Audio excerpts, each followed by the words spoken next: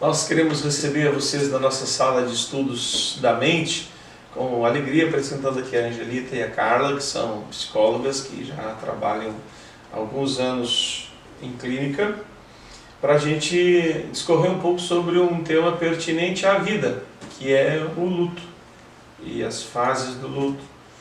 Em tempo de pandemia, em que se fala bastante sobre morte, o medo da morte, e o que nós podemos aprender para nós mesmos e também para ajudar a outros.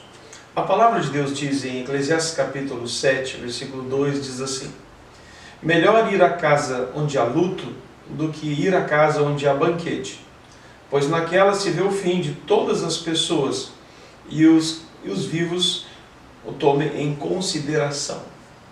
A Bíblia diz que refletir sobre o fim, onde a morte nos leva a pensar sobre a nossa finitude, sobre os limites, sobre o tempo, é mais salutar do que numa festa, porque na festa você não tem muita reflexão, vive somente o aqui e agora e o prazer, seja da música, seja da comida.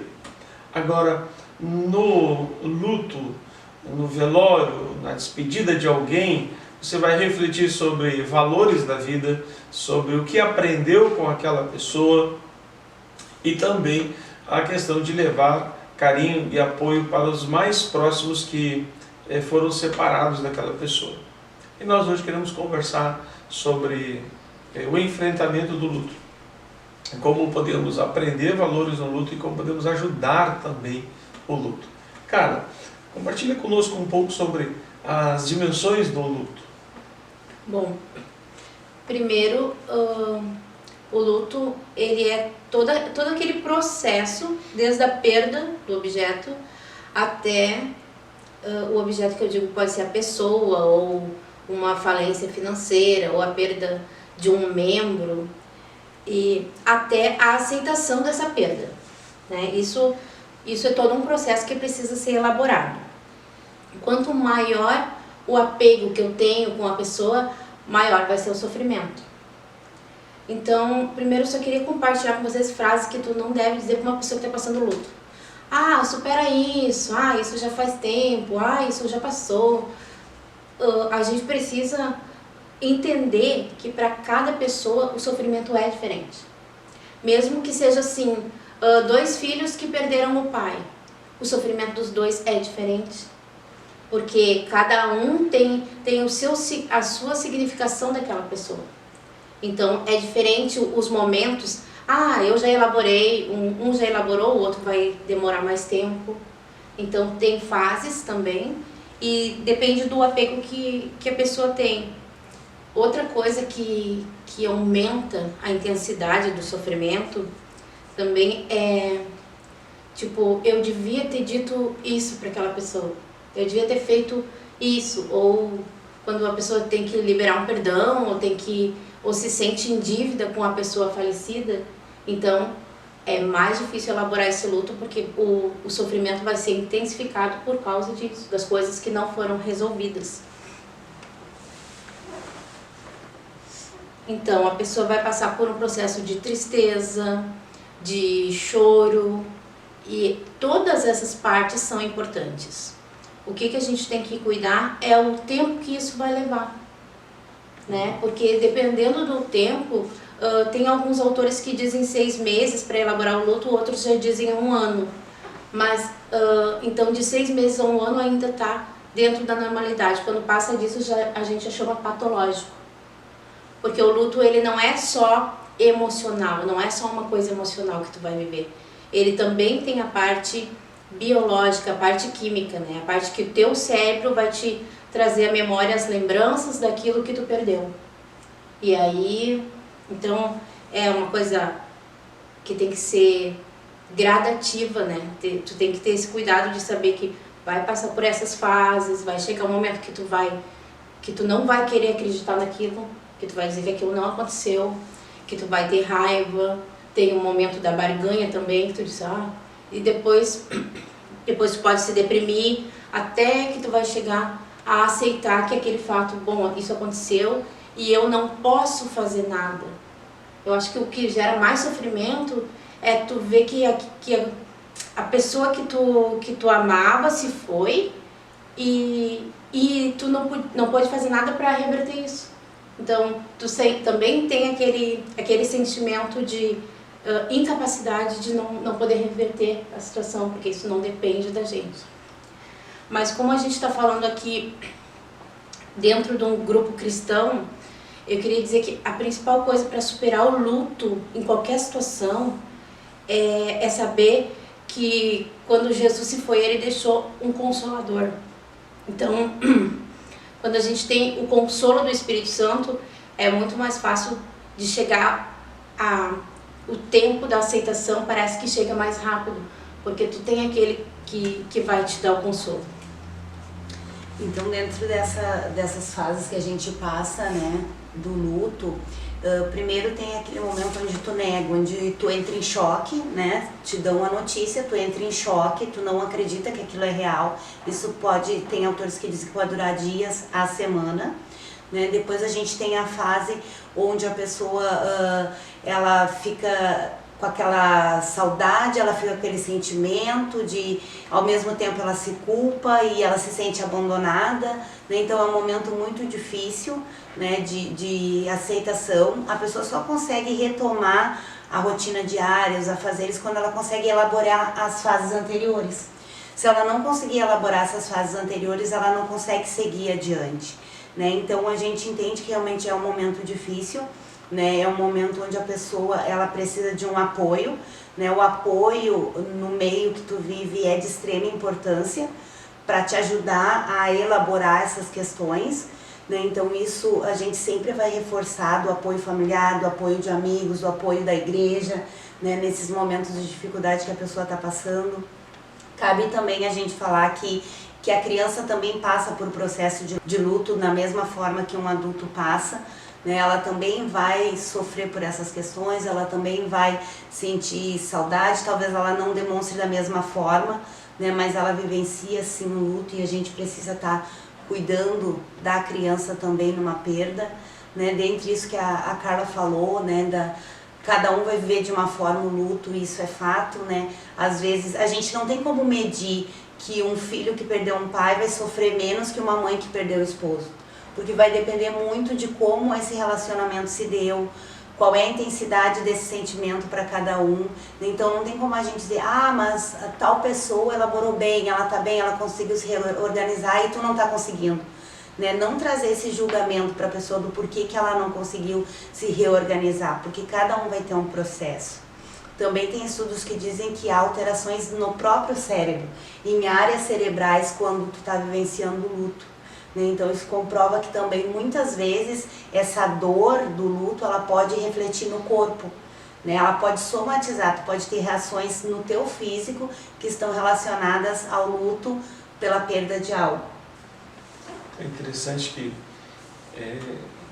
quando o luto todos nós vamos passar ou já passamos, e a gente não gosta de falar sobre morte, fomos até criados a quando passar na frente de um cemitério, desviar o rosto, fazer sinal da cruz, achando que isso sempre acontece na vida dos outros e que está sempre longe da gente, que nunca vai acontecer conosco.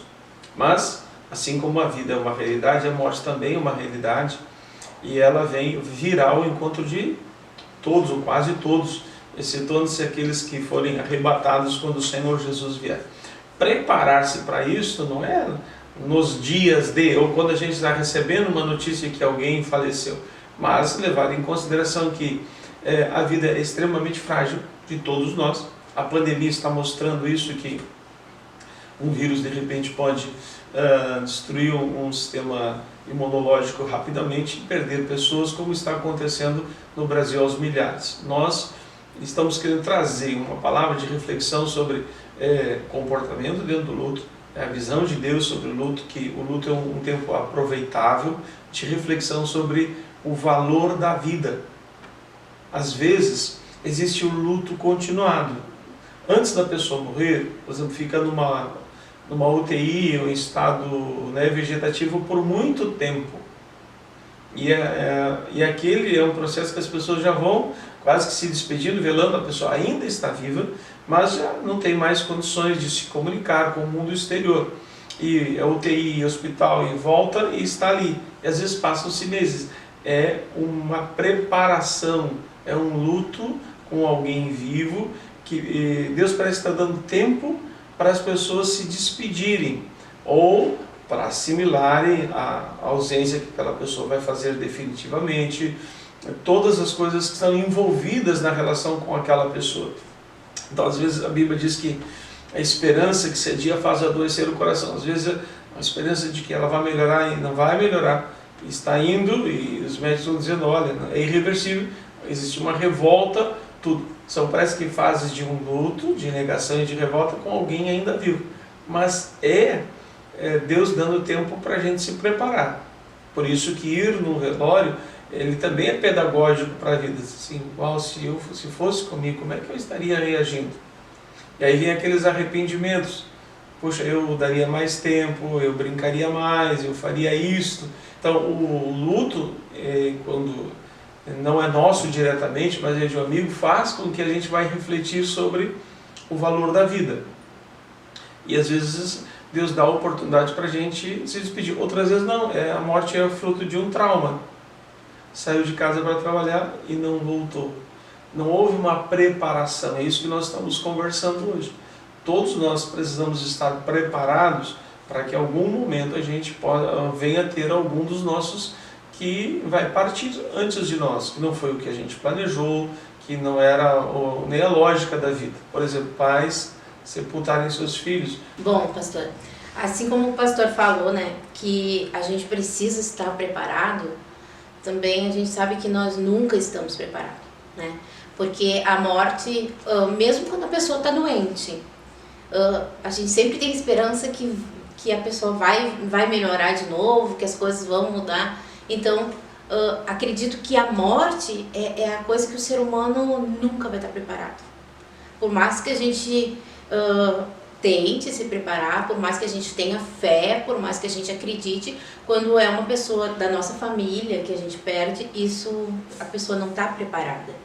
Então, precisa viver esse momento do luto, precisa ter esse sofrimento, precisa existir esse momento de sofrimento, né? Nós estávamos comentando sobre as frases que as pessoas dizem, supera isso, vai passar, ou tu tem que ser forte. Ninguém precisa ser forte na hora do luto. Na hora do luto a gente precisa viver o luto e também não colocar essa responsabilidade de seja forte para os teus filhos, seja forte para a tua mãe, não. A gente precisa saber que da mesma forma que a mãe vive o luto, a criança também vive o luto.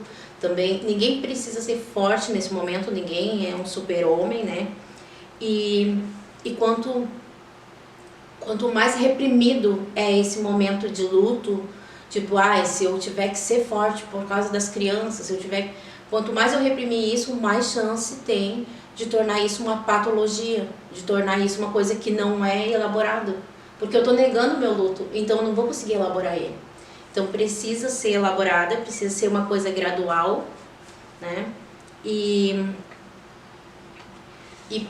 para conseguir chegar no momento da aceitação, tem algumas técnicas também. Por exemplo, o momento que teu cérebro traz as lembranças daquela pessoa, tu pode, ao invés de tu chorar, vai chegar um momento que tu vai dizer assim, foi bom este momento que a gente viveu junto. Eu sou grata porque eu consegui viver esse momento junto com aquela pessoa.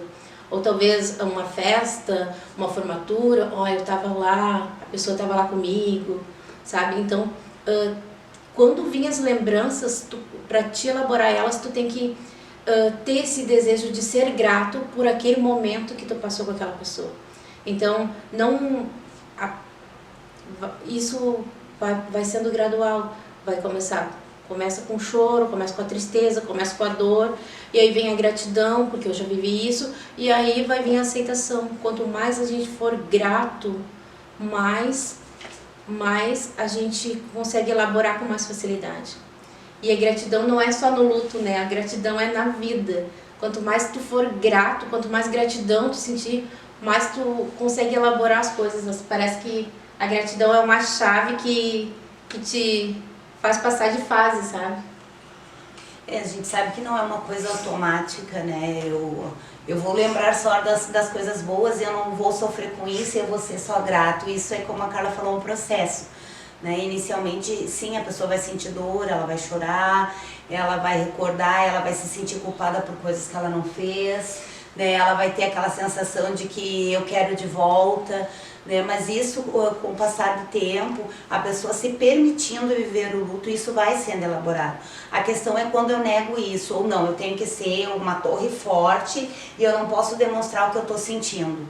Né? Muitas vezes a pessoa que não tem facilidade de demonstrar o seu sentimento também tem mais dificuldade de viver o luto, porque ela não pode mostrar para o outro que ela está sofrendo. Ela tem que estar forte, ela segura, ela não vai chorar, ela vai ajudar os outros, mas ela internamente, na verdade, está sofrendo tanto quanto as outras pessoas, mas ela tem que se manter forte o tempo todo. Então eu acho que isso é importante, a pessoa conseguir se permitir viver isso. Né? Se não entra na questão do luto patológico e pode vir a ser lá na frente, né? Enquanto os autores trazem uma média de tempo de 6 meses a 1 ano para a vivência do luto, daqui a pouco essa pessoa vai viver esse luto tempos depois, né? Porque naquele momento ela precisou ser forte, ela precisou ajudar todo mundo. Então é a questão de tu se permitir viver, né? De tu se permitir também trocar com as pessoas que estão no teu núcleo familiar. Porque muitas vezes o que pode acontecer, eu estou sofrendo, mas eu não vou mostrar para a Carla que eu estou sofrendo. E a Carla está sofrendo, mas ela não vai mostrar para mim. Por quê? Porque nós duas temos que se manter forte. Né? Então, eu trocar o que eu estou sentindo com ela e ela comigo, na verdade, nos auxilia na elaboração desse luto. Né? Por isso a importância do apoio familiar, do apoio da rede de vivência que a pessoa tem. Verdade. Nós lembramos ainda Eclesiastes 3, que diz assim: há tempo para todo o propósito debaixo do céu, há tempo de nascer e tempo de morrer, há tempo de chorar e tempo de rir, há tempo de abraçar e tempo de deixar de abraçar. Que você possa ser um instrumento de consolo. Lembre-se de pessoas que estão passando por luto, ligue, diga o quanto você a ama, aprecia. E se você mesmo está passando por um luto, agradeça a Deus por a importância que aquela pessoa teve na tua história. Traga os momentos bons à presença de Deus, celebre isso e seja muito agradecido. Nós agradecemos você por estar nos acompanhando nessa sala de estudos e convidamos para que você nos acompanhe nos próximos estudos. Curte o nosso canal.